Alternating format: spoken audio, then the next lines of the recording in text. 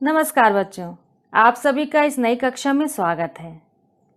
आज हम आपकी पाठ्य पुस्तक क्षितिज से राम लक्ष्मण परशुराम संवाद के आगे के संवाद पढ़ेंगे और उनका भावार्थ जानेंगे।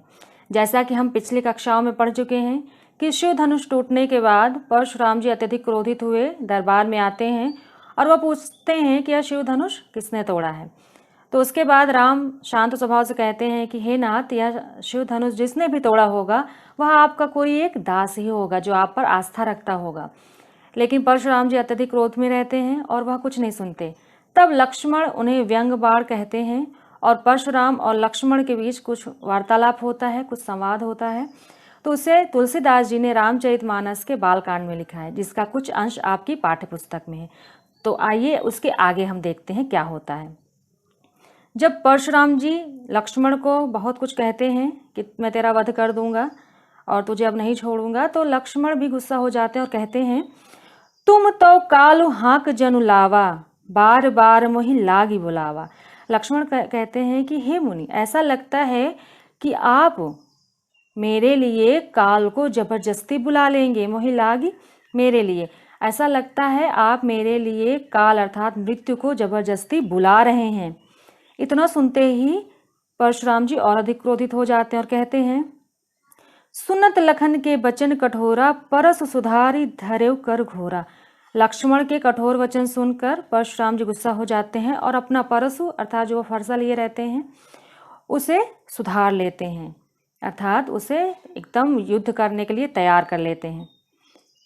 फिर वो कहते हैं, अब जनि देई दोषियो मोहि लवगु, कटुबादी बालक बध जोगु। वो कहते हैं कि अब जो लोग यहाँ पर उपस्थित है वो मुझे कोई दोष नहीं देगा, क्योंकि यह बालक अब वध करने के योग्य ही कार्य कर रहा है। दोषों का अर्थ है दोष। जब इतना लक्ष्मण कहते हैं तो परशुराम जी कहते हैं कि दरबार में जितने लोग उपस्थित रहते हैं उनसे कहते हैं कि अब कोई व्यक्ति मुझे इसका वध करने का दोष नहीं देगा, क्योंकि कटुबादी बालक वध जोगु, क्योंकि यह जो बालक कड़वे वचन बोल रहा है यह वध करने के ही योग्य, वध जोगु अर्थात वध करने के योग्य। तो इसलिए यदि मैं इसका वध कर देता हूँ तो कोई मुझे दोष नहीं देगा। फिर आगे वो कहते हैं, बाल बिलो की बहुत मैं बाँचा, अब एहू मर निहार भा साँचा। वो कहते हैं मैंने इसे बालक समझकर, बिलोकी का अर्थ है समझकर, मैंने इसे बालक समझकर बहुत बचा लिया। अभी तक मैं इसे बालक समझ रहा था और इसे का वध करने से बच रहा था, लेकिन अब एहू मर निहार भा साँचा, लेकिन अब यह सचमुच ही मरने का कार्य कर रहा है। जब इतनी बातें परशुराम जी कहते हैं अत्यधिक क्रोध में, तो बात बिगड़ने लगती है। तो विश्वामित्र बीच में आ जाते हैं और वो कहते हैं, कौशिक अर्थात विश्वामित्र, कौशिक कहा क्षम्यु अपराधु, बाल दोष गुण गनहि न साधु।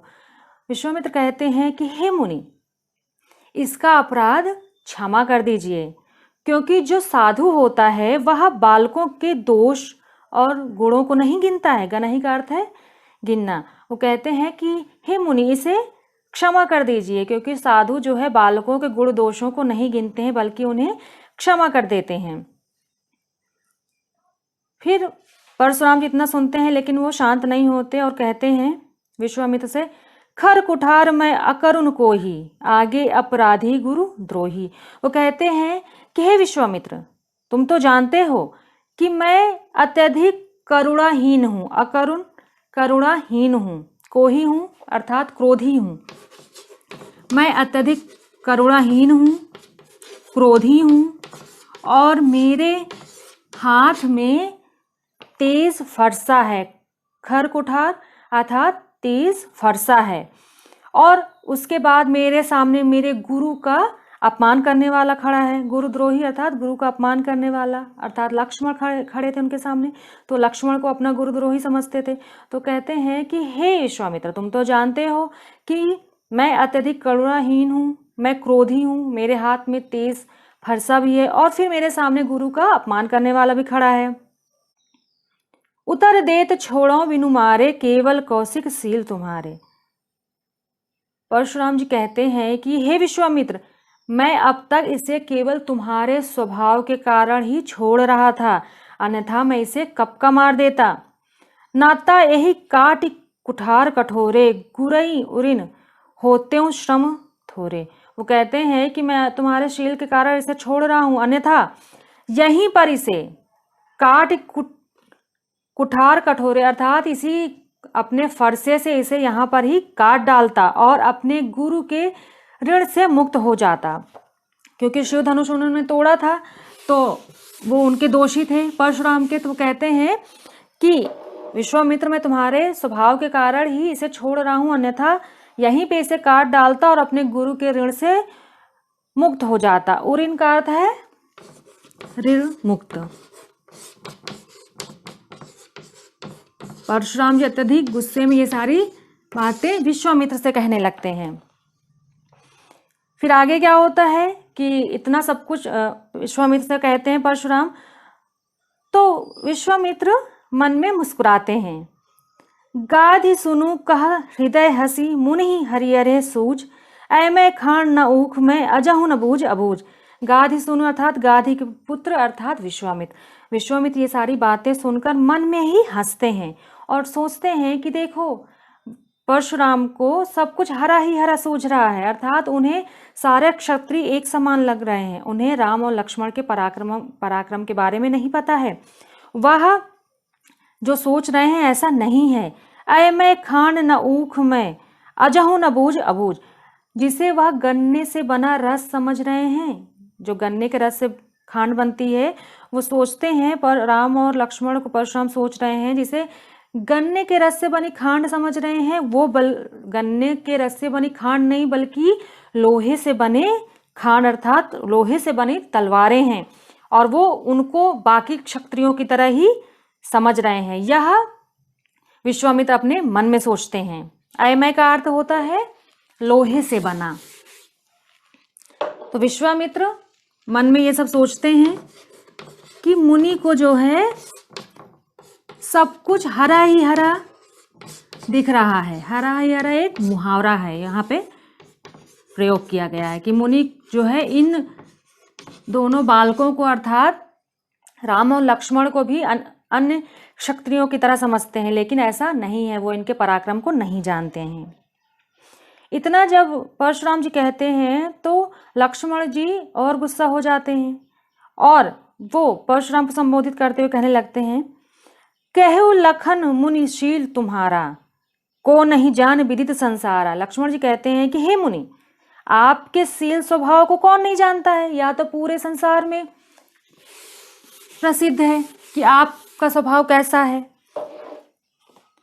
माता पिता ही उरिन भैनी के, गुरु ऋणु रहा सोच बण जी के। वो कहते हैं कि आप अपने माता पिता के ऋणों से तो पहले ही मुक्त हो चुके हैं, अर्थात उऋण हो चुके हैं। अब आपके मन में अपने गुरु के ऋण चुकाने की लालसा जाग उठी है। सो जनु हमरे माथे काढ़ा, दिन चली गए ब्याज बर बाढ़ा। वो कहते हैं कि आप अपने माता पिता के ऋणों को तो चुका चुके हैं, अब आप अपने गुरु के ऋण को चुकाना चाहते हैं, लेकिन उस ऋण को कैसे चुकाना चाहते हैं, उसको हमारे ही माथे मढ़ना चाहते हैं, अर्थात मेरा वध करके आप अपने गुरु के ऋण से मुक्त होना चाहते हैं। फिर वो व्यंग करते हैं, हाँ सही बात है, बहुत अधिक दिन हो गए हैं और ब्याज भी बढ़ रहा होगा। जैसे किसी को ऋण होता है तो उसका ब्याज जो है वो बढ़ता जाता है। तो कहते हैं कि ठीक है, आपने माता पिता के ऋणों को तो चुका दिया, अब गुरु के ऋण को चुकाने की बारी है, और आप मुझे मारकर अपने उन ऋणों को चुकाना चाहते हैं, क्योंकि आपके ऊपर गुरु के ऋणों का अत्यधिक ब्याज बढ़ गया है। वो व्यंग करते हैं। फिर आगे लक्ष्मण कहते हैं, अब आनी व्यवहरिया बोली, तुरंत देव में थैली खोली।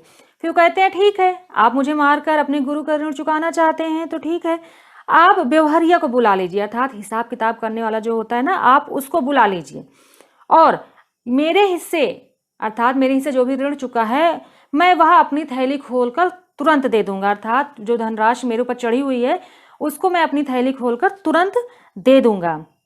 अब इतनी बड़ी बात लक्ष्मण ने कह दी तो ये बहुत बड़ी बात हो गई थी। तो जो है परशुराम और गुस्सा हो गए।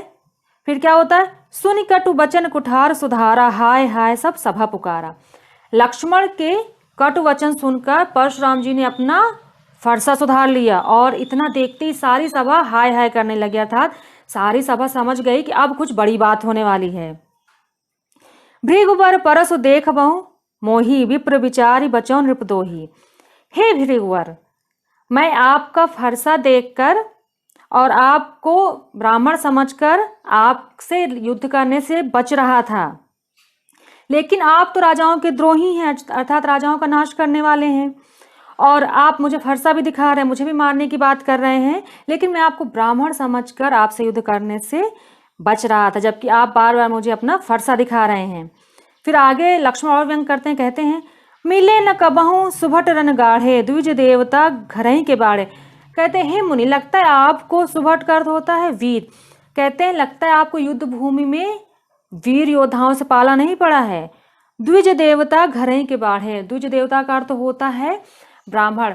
तो लक्ष्मण जी कहते हैं कि हे मुनि, लगता है आपका युद्ध भूमि में किसी वीर से पाला नहीं पड़ा है, आप अपने घर में ही पल बढ़ रहे हैं, अर्थात अपने आप को ही बड़ा समझ रहे हैं। अनुचित कही सब लोग पुकारे, रघुपति सह नहीं लखन न्यवारे। इतना जब लक्ष्मण कहते हैं तो सारी सभा जो कहने लगते नहीं यह अनुचित है, यह अनुचित, अर्थात लक्ष्मण को कहते हैं कि तुमने अनुचित बात कही है। फिर रघुपति सह नहीं लखन निवारे, रघुपति अर्थात राम, निवारे का अर्थ है मना करना। तो राम जो है, जब इतना सभा जो है कहने लगती है कि ये अनुचित है, तो राम भी लक्ष्मण की तरफ आंखों से इशारा करके उन्हें मना करते हैं। रघुपति सह नहीं लखन निवारे, रघुपति अर्थात राम लक्ष्मण को इशारों से मना करते हैं। लखन उतर आहुति सरिस, भृगुवर कोप कृसानु।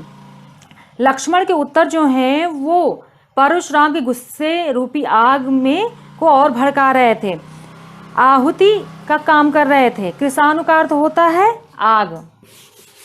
तो लक्ष्मण जो भी उत्तर दे रहे थे वह उनके गुस्से को, परशुराम के गुस्से को और अधिक बढ़ा रहा था, उसमें आहुति देने का काम कर रहा था।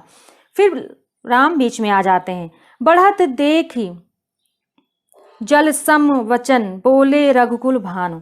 जब इस तरह की बातें बढ़ते देख, इस आग को बढ़ते देख राम जी जो है वो बीच में आते हैं और जल के समान शीतल वचन बोलते हैं। रघुकुल भानु अर्थात रघुकुल वंश के भानु सूर्य अर्थात राम, राम अपने जल के समान शीतल वचन बोलते हैं और इस बात को थोड़ा संभालते हैं।